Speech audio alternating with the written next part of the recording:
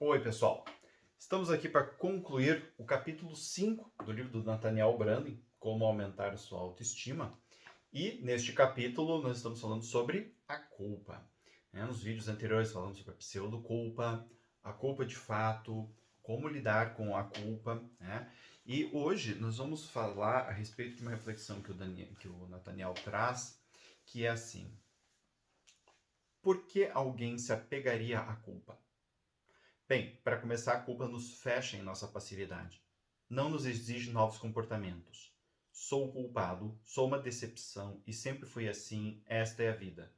Isso pode ser traduzido por não espere nada de mim. Outra razão é que a infelicidade é familiar. Não é agradável, mas é familiar. Eu gosto de ler isso daqui, eu gosto bastante de trabalhar com essa ideia, porque a busca por autonomia, a busca por autoestima, a busca por felicidade é algo que dá trabalho.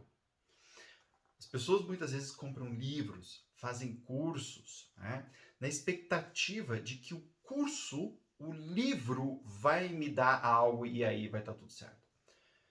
Melhor coisa que qualquer curso, que qualquer vídeo, que nem esse que você está vendo, que qualquer livro vai fazer por você, é ter ideias e ferramentas escritas. Quem pega isso na mão e age é você. O livro não pode fazer nada por você, o terapeuta não pode fazer nada por você, o curso não pode fazer nada por você. Você é quem tem que fazer. Eu sempre costumo fazer uma analogia com a academia. É como você ter a melhor academia, os melhores equipamentos, contratar o melhor personal e querer que o cara faça os exercícios, não você. Então, o que o Nathaniel Branden está falando aqui é, não no sentido de preguiça, tá? Embora isso também faça parte dessa ideia que ele traz aqui, mas no sentido de nos conectar com a responsabilidade da ação. A culpa, ela é tão danosa à autoestima que muitas vezes nós nos desconectamos da necessidade de agir, de fazer, em detrimento da culpa que sentimos. Isso, inclusive, é uma questão muito comum dentro da depressão. Né? A resistência depressiva, ela é uma resistência na qual a pessoa se desconecta disso e não se conecta novamente com esta ideia de ser responsável por si.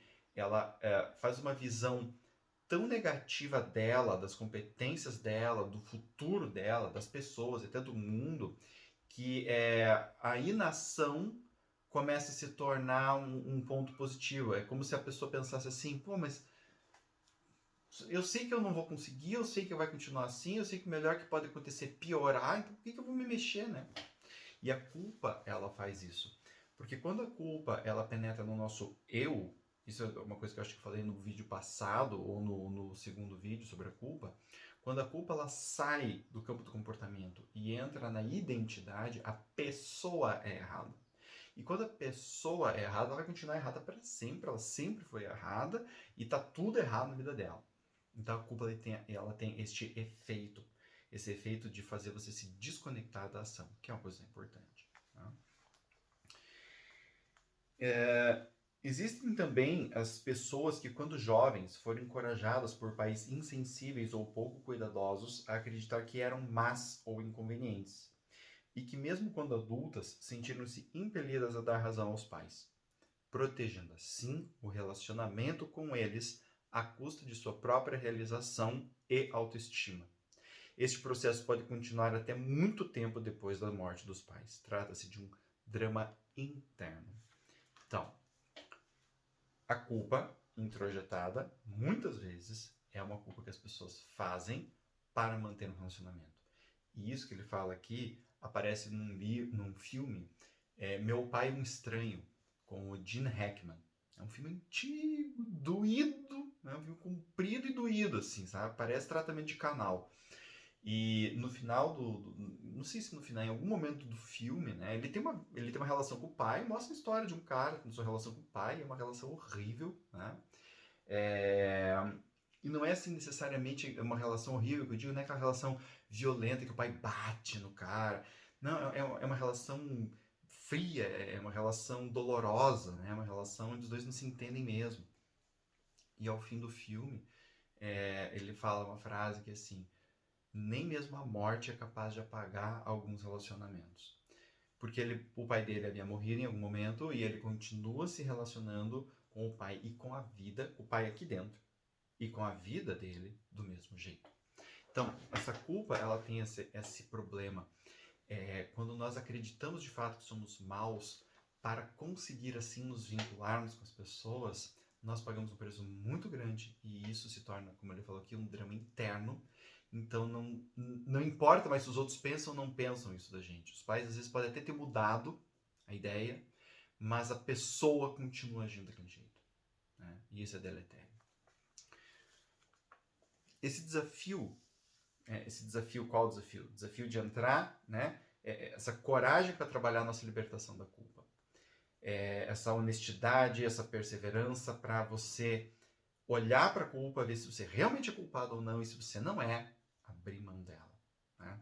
Esse desafio nos coloca diante não apenas de nossas fraquezas reais ou imaginárias, mas também de nossos pontos positivos. Se e quando estivermos inclinados a tomar uma atitude defensiva ou nos recriminar por nossas virtudes, né, por nossos problemas. O Jung tem o conceito de sombra, e o que eu acho muito interessante no conceito de sombra do Jung é que, assim, aquilo que fica na sombra não é só coisa ruim, não é só coisa que a pessoa fez de errado.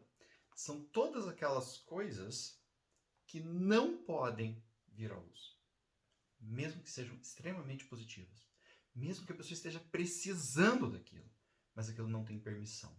Então a pessoa tem lá 10 milhões na conta, está precisando de dinheiro para pagar a luz, mas ela não pode sacar. Grosso modo. Né? Então, esta ideia de que muitas vezes nós guardamos coisas que nós fazemos bem, coisas que são as nossas virtudes, as nossas forças, nós não usamos isto. Nós não colocamos isto para fora. Né? Nós não trazemos isso à tona como uma forma de manter alianças, lealdades. Família de pais superprotetores, por exemplo. Clássico. É muito difícil dos filhos se assumirem competentes ou desenvolverem competências como uma forma de manter a antiga relação com os pais. É difícil isso em terapia. Né? Às vezes vem raiva, aí a pessoa fica com culpa de sentir raiva e por aí vai. Muito bem. 2 temas parecem estar presentes sempre que nos defrontamos com com posições defensivas ou de culpa em relação aos fatores positivos. O medo da responsabilidade e o medo do isolamento ou da solidão. Parece óbvio dizer que os dois estão relacionados. Infelizmente, as pessoas querem ser aceitas pelos outros, fazer parte do universo deles. A vontade de ser aceito por uma comunidade não é obviamente insensata, mas tentar comprar essa aceitação à custa da sua autoestima é um novo tipo de solidão, a solidão de nós mesmos. Essa é uma das causas mais comuns do sofrimento humano. E eu concordo com ele. E ele fala aqui uma outra coisa, né? Ele fala assim: não temos de nos desculpar perante a inveja, nem tentar aplacá-la. Uma autoestima saudável proíbe esse tipo de rendição. Para falar também a respeito da responsabilidade. Então, muitas vezes as pessoas abrem mão de quem são para poder pertencer. Mas quem é que está pertencendo? É você? Ou é este personagem que você cria para ser aceito? Gente, isso é fonte de um dilema de, assim, quase todo mundo. Tá? Porque nós fazemos isso. Nós trocamos em algum momento, se não uma parte grande, mas pelo menos partes pequenas de quem nós somos, a fim de que sejamos aceitos.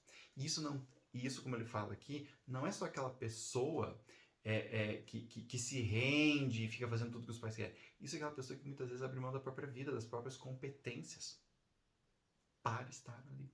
E nós fazemos isto.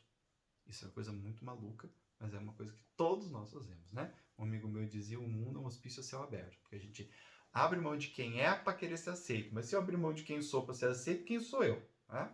Então é esse dilema que ele é bem interessante nesse sentido, e essa ideia também de mas e se os outros ficarem com inveja de mim? Bom, se os outros ficarem com inveja de você, eles ficaram, filho. Porque se você é competente, você é. E se o outro não é e quer ficar com inveja, de quem é de fato o problema? É um problema do outro.